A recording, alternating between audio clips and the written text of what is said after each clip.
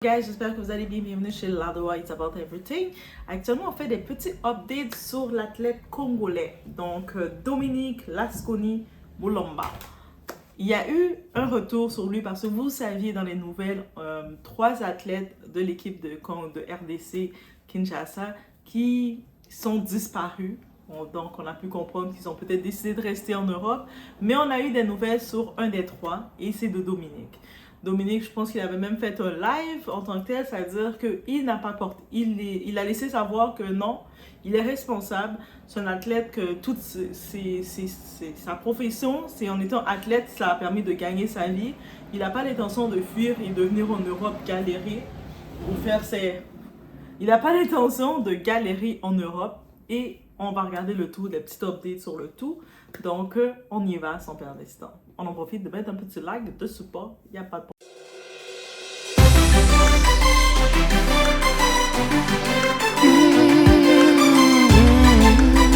Affaire, trois athlètes congolais qui auraient pris la fuite en Europe après les Jeux Olympiques 2024. Il y a une suite. Le compte entendait a pu contacter le sprinter congolais Dominique Lasconi Moulomba, qui est cité parmi les athlètes qui auraient fui en France par plusieurs médias congolais. Et après son passage au live TikTok de l'informateur, voici ce qu'il faut savoir. 1. Le sprinter congolais Dominique Lasconi est un athlète professionnel qui vit de son métier. 2. Ce n'est pas la première fois pour lui d'aller en Europe, il a l'habitude d'y aller. 3. Il a été épinglé ce dimanche par un contrôle positif à une substance interdite, suite duquel il est suspendu provisoirement en attendant les résultats de son recours. Voilà pourquoi il n'a pas pu assister au défilé d'hier, car il avait perdu l'accès au stade car son badge était bloqué. 4. Il a lui-même affirmé qu'il ne reconnaît pas avoir ingurgité des substances interdites. Il a été étonné de voir ses résultats. 5. Il est actuellement en France pour suivre la procédure avant son retour en Afrique. Sachez que le sprinter congolais n'a pas fui, il se porte très bien. Il va bientôt retourner en Afrique où il réside. Abonne-toi, c'était ton temps D. Donc, alors voilà, donc j'ai mis le petit clip vidéo des updates que tout le monde a pu apporter.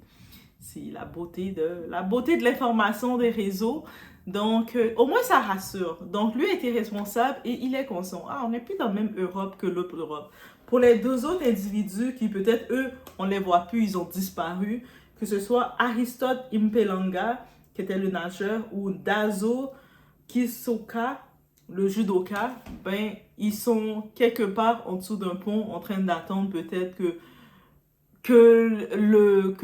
tout passe et puis peut-être ensuite ils vont essayer d'aller soit dans un autre pays voisin, soit peut-être en Suisse, soit peut-être en Belgique, soit peut-être quelque part pour essayer de créer asile, dire qu'ils essaient de se régulariser et bref, et peut-être qu'ils vont faire comme beaucoup d'autres personnes sans papier qui se retrouvent dans un pays parce que le visa, quand ça est fini, tu deviens sans papier en situation irrégulière, mais comme beaucoup d'autres pays, ils vont probablement essayer de...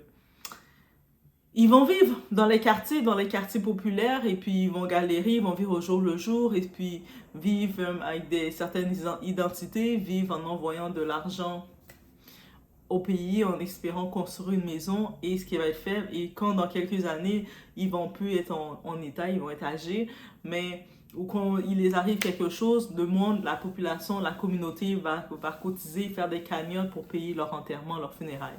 Donc, c'est la vie qu'ils ont choisie, c'est vraiment, c'est triste à dire comme ça, mais c'est la vie qu'ils ont choisie. Rendu en 2024, on ne peut plus non plus se dire, on n'était pas au courant. On sait la réalité des migrants, on sait la réalité, même quand tu n'es pas migrant, tu as des papiers, c'est difficile. Imagine, là, tu arrives dans un pays, tu n'as pas de papiers, ou imagine, tu arrives dans un pays, toi, contrairement à d'autres personnes, tu n'es pas rentré dans des routes par bateau ou quoi que ce soit. Tu es rentré parce que le pays t'a subventionné, parce que le pays croyait en toi. Donc, le pays t'a pris pour aller les représenter et toi, que c'est ton profit pour prendre la fuite, courir. Peut-être qu'ils ont 2-3 familles mauvaises qui va le dire, qui va les garder, mais on connaît l'Europe, la réalité.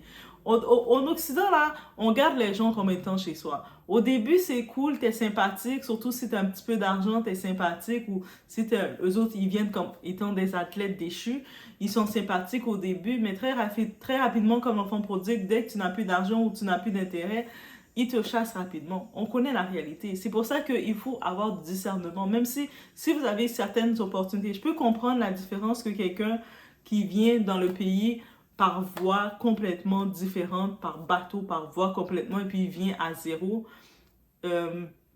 Il s'est cherché, il a fait tout ce qu'il pouvait pour arriver parce qu'il n'avait rien dans son pays. Parce que quelqu'un qui va venir par zéro, c'est qu'il n'avait rien du tout dans son pays, aucune opportunité. C'est-à-dire que même si il dort sur un pont en Europe, ça ne va rien déranger parce qu'il n'avait rien au pays. je peux comprendre qu'au moins il va essayer d'avoir quelque chose. Mais si tu étais au niveau que tu étais un athlète, donc tu avais les possibilités de t'entraîner, d'aller dans des cours, ça veut dire que tu avais un certain mode de vie. Tu avais une certaine qualité de vie. Oui, je vois certaines dans les commentaires vont dire, oh mais oui, de toute façon, c'est normal qu'on fuit l'Afrique, c'est normal qu'on fuit nos pays, le pays a rien à apporter. C'est-à-dire que vraiment, vous réduisez tout votre pays, toute la source de votre pays à rien, on est à rien du tout, à la poussière. Et ça revient, j'ai toujours cette phrase-là de ce type qui m'avait dit ça, c'est un Haïtien qui m'avait dit ça, qui était au pays, qui m'avait dit, lui, il est mieux être un clochard, être un itinérant, par exemple, n'importe où en Occident, lui c'est en Amérique, parce que les Haïtiens sont plus proches des États-Unis. Il disait qu'il est mieux dormir dans la rue, être un clochard aux États-Unis, que de vivre, d'être dans une situation normale, régulière en Haïti. Et lui vivait comme dans une situation où il n'avait pas à payer de loyer parce qu'il vivait, il y a quand même le côté hospitalité famille. Peut-être même si tes parents à toi peuvent avoir des difficultés, mais tu as la famille qui va t'héberger. En plus de ça, son père qui était décédé, mais avait une maison, donc il était comme responsable, tuteur. Il avait la maison de son père à gérer, il pouvait l'arranger, faire que se débrouiller. Il avait une maison, un toit sur la tête. C'est pas le genre qui a à s'inquiéter pour manger, parce qu'il y a toujours la famille à côté de toi. C'est-à-dire qu'il mangeait ses 3 repas, 4 repas par jour. Et bref, et vous voyez le genre. C'est sûr que oui, dans le côté de la jeunesse, dans tous ces côtés-là, au pays, c'est compliqué pour trouver un emploi, surtout quand tu as étudié. Mais lui, il avait eu beaucoup d'opportunités qu'on lui paye ses études. Mais à cette époque, il préférait s'amuser. Le choix qu'il préférait faire, c'est traîner avec ses amis, boire de l'alcool, et puis jouer au basket, s'amuser. Tu sais, traîner avec les amis, et il séchait ses cours. Il était plus intéressé à l'école. Donc, c'est tous des choix qu'il a fait. Et là, maintenant, c'est sûr qu'il se rend... Maintenant, il a laissé le temps passer jusqu'à ce qu'il n'a jamais dit son diplôme, son bac ou son diplôme du secondaire. Donc, t'imagines, déjà un pays, quelqu'un qui a un diplôme, c'est compliqué. Si t'arrives, t'as laissé le temps se faire sans avoir de diplôme, c'est plus compliqué. Et beaucoup de gens autour de la famille avaient essayé de le coacher, ce type-là, pour lui dire, mets-toi à jour. Essaie, au moins, tu as la chance. Il y en a qui n'ont pas cette chance-là, qui sont vraiment qui sont à zéro. Toi, tu as de la chance que tu as de la famille, tu as des proches autour de toi qui étaient prêts à payer, sponsoriser, payer tes études. C'est-à-dire, quand je dis payer tes études, c'est pas comme si tu travailles, tu vas à l'école et que tu dois travailler en même temps. Nous, en Occident, dès l'âge de 15-16 ans, on a déjà notre travail à temps partiel en plus qu'on va à l'école. Au pays, la différence, quand ils sont étudiants temps plein. Et puis, ils ont le temps de faire des longues études, des études de droit, des longues études de 7 ans et quelques. Ils sont à la maison, ils étudient seulement. Quand ils ont fini d'étudier, là, ils vont chercher leur premier boulot. Donc, tandis que nous, en Occident, dès 15-16 ans, on a déjà nos boulots, là, la réalité de voir le petit gouvernement prendre un peu d'argent dans nos taxes. Donc, c'est différent. Mais lui, il a fait ses choix, et puis là, maintenant, rendu que le temps passe, il devient adulte en tant que tel, il est dans sa mi-vingtaine. Là, il sent que sa vie tourne en rond. Il a vu autour de lui d'autres personnes qui avaient peut-être moins d'opportunités que lui, qui se réalisent plus que lui, parce que c'est la réalité. Et il a décidé d'aller, comme beaucoup, de dire, d'accuser le pays. C'est la faute du pays si j'ai pas d'opportunité. Donc, lui il avait décidé de passer, d'aller de l'autre côté, d'aller en République dominicaine. Ah, c'est pour ça qu'ils sont en train de mettre le mur là. Eux autres sont tannés de ce va-et-vient comme ça intermittent. Et là, quand il arrive en République dominicaine, il y a plus de... T'as plus la famille pour t'aider là. T'as plus les gens comme... T'as 3 repas, 4 repas par jour et plus. Et t'as besoin de ci, tu là. T'as plus ça là. Là, maintenant, t'as pas le choix de te lever dès 6 heures du matin pour aller dans les petites usines où ce que t'as allé travailler, dans les usines où ce qu'ils te prennent. Parce qu'ils ont besoin de leur main-d'œuvre. T'as pas le choix d'y aller, là. Et puis, le salaire on va te donner, ils sont pas régis. Il n'y a pas de protection des travailleurs, surtout quand t'es pas régulier dans le pays. T'as zéro protection. Donc, tu travailles comme le boss te dit de travailler. Puis, ces boss-là, ils aiment ça, là. Ils ont des main-d'œuvre qu'ils n'ont pas à se gêner de les faire travailler comme ils veulent. S'ils veulent te donner une pause, ils te donnent. S'ils veulent pas te donner une pause, mais tu restes là et puis travaille. Et par la suite, ils te payent ce qu'ils veulent te payer. Même si tu peux même pas aller. S'ils décident qu'ils t'avaient dit, on va te donner $100 ou $50 pour la journée, à la fin, ils décident de te donner $15, tu peux même pas avoir de recours parce que tu es irrégulier. Quand tu es irrégulier, tu es en tort dans le pays. Et tu es obligé d'accepter. Et puis le lendemain, t'as pas le choix de retourner travailler. Même si tu sais qu'il t'a volé, t'as pas le choix. Mais c'est cette réalité-là. Mais il y a des gens, au lieu de faire des efforts dans leur vie pour faire une meilleure vie, ils préfèrent chercher cette réalité. Et quand lui m'avait dit ça, c'est tellement resté dans ma tête comme un choc. Mais quand je vois beaucoup de personnes qui quittent leur pays, beaucoup, ils sont dans la même situation que lui. Il y en a qui sont vraiment à zéro, qui ont rien à perdre, mais il y en a, c'est des choix qu'ils ont faits. Mais bref, c'est juste pour un retour concernant le Dominique. Je suis quand même contente de savoir que il n'a pas l'intention de fuir. Donc, c'est parce que je sais que lui, il avait échoué le test, le cas de antidopage. Il a contesté le tout. Et c'est sûr, dans des cas comme ça, quand il fait des contestations, je pense qu'il va avoir besoin il va avoir besoin du comité des Olympiques congolais pour le défendre, pour le représenter, parce qu'il ne va pas pouvoir se représenter tout seul, mais est-ce que le comité congolais va être responsable, va le représenter? On sait qu'il y a eu des cas comme la boxeuse, elle a eu son comité, elle a eu son peuple avec elle, mais là maintenant, est-ce que lui, on va pouvoir le défendre, confirmer, c'est le tout?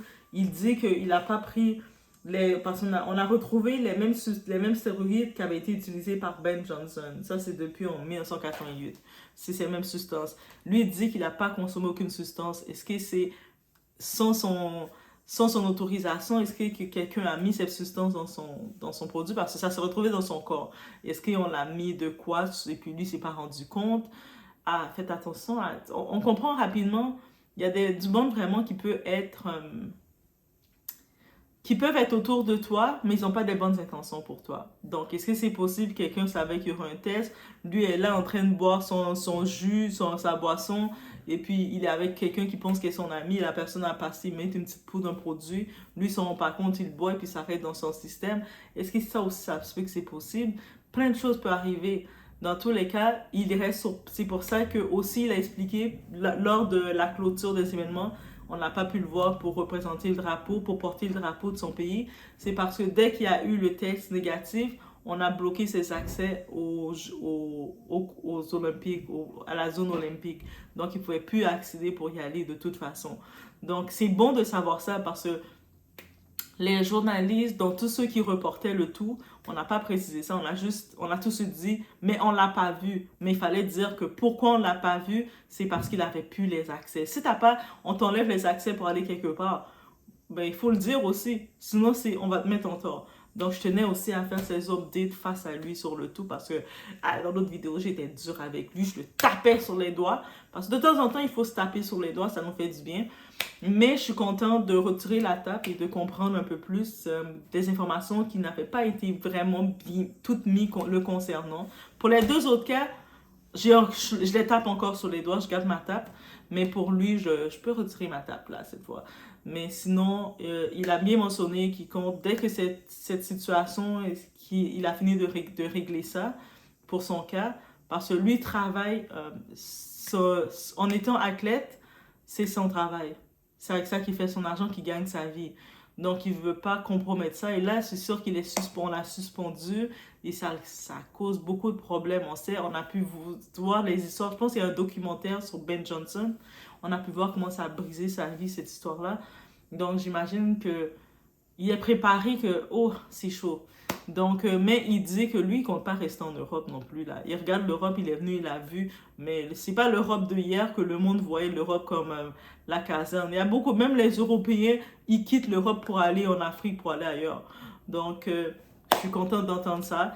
Et les gens qui pensent que l'Europe ou l'Occident est mieux que l'Afrique, vous savez pas. Même moi qui est au Canada, antillaise, je regarde l'Afrique.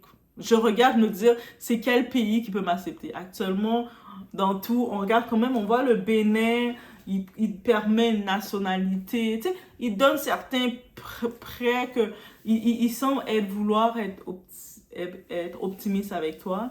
J'ai quand même fait 2-3 petites recherches avec le Sénégal aussi. Mais le Bénin, du côté, je me dis d'aller dans un pays où ce que tu peux déjà avoir tu peux développer ta double nationalité avec eux parce que non, bien entendu, j'ai pas de nationalité haïtienne. Je suis d'origine haïtienne, mais j'ai pas la nationalité, j'ai juste la nationalité canadienne techniquement. Donc, est-ce que je pourrais aller chercher une double nationalité béninoise? Qui sait? Parce que non, les Haïtiens, en Haïti, je pense qu'ils font pas le fonctionnement de double nationalité. Tu peux pas avoir 2 passeports. Mais si le Bénin, par exemple, ou il y a d'autres pays en Afrique, dites-moi en commentaire qui font la double nationalité, qu'on peut avoir 2 passeports. Laissez-moi savoir, parce que peut-être d'autres seraient intéressés à venir. Parce que l'hiver canadien, vous savez. Donc, je vous laisse sur ce. C'était les petits updates sur notre ami Dominique. Donc, un bon retour au Congo. Je sais que l'expérience qu'il a vécue, c'est pas évident, tout ça.